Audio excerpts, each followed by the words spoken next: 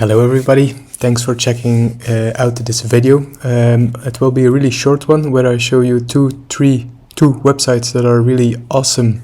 Well, maybe three, because I'm also showing the Kadence WP website, which is also awesome, of course. But I will show you two websites that are really awesome if you are struggling with colors for your site, and also if you want to make sure the accessibility and the readability of your site is really good.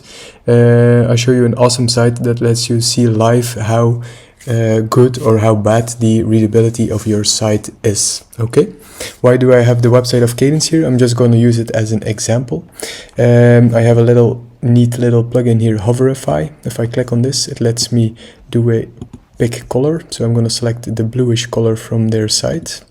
I'm going to copy this and then close this off, and we're going to put this in the first website. The first website I show you is mycolor.space, this one.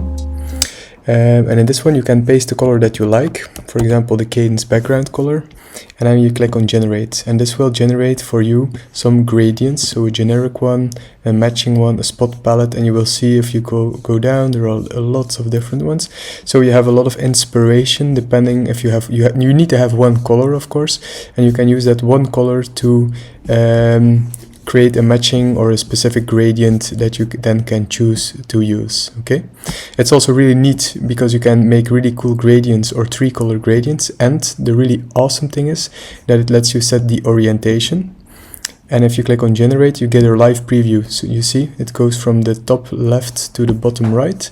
If I change this to this and click on generate, you will see it goes from here to here. So the background of this page is immediately showing you the gradient that you have created, and you also get the CSS code that you can just copy paste inside of your website.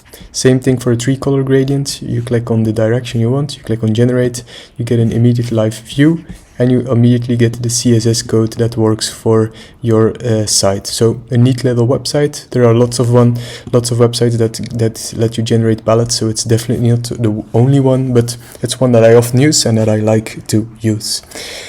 The other one that's really nice for readability and accessibility is color.review. I've opened it up here. In the color.review you can insert your foreground color and your background color. So the one that I had for Kadence, the bluish one, we're going to paste this in the background. So we get the blue color that Kadence uses, and if you immediately see text is giving me a fail and headlines is also giving me a fail. So if they use like a darkish text color, you immediately see that this is not readable and this is not readable enough, so people will have issues with this.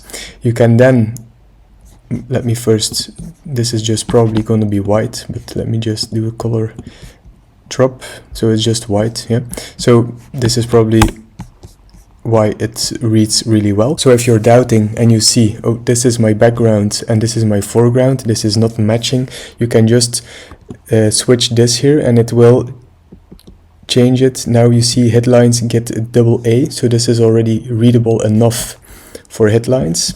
But best is to keep continuing if you have the same color for your headlines and your text, until you get a succeed here as well for your text. So now you have the background should be a little bit more like this to make it readable enough. Yeah, so you can change this slider in this direction or in this direction, but you try to make it as high as possible. This number here is setting is just the contrast between the foreground and the background, and the higher it is, you see AAA is the highest you can get for text and headlines. If you achieve these two values here and here, then you're probably really good accessibility and readability wise. So a neat little website.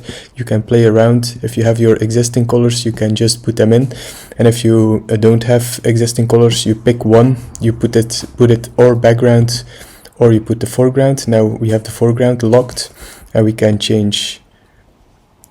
Now you see the font color, the foreground color is changing, and you can see which foreground color is too light for my current background, and you can change it so it is AAA. But you can also say, no, I don't want my foreground to change, I want my background to change. The foreground, I like this font color, and then you change this and you will see which background colors do match with this font color. So neat little website, check it out, color.review, and make sure your websites are good and readable. Thanks for checking this out, and see you in the next one. Bye bye.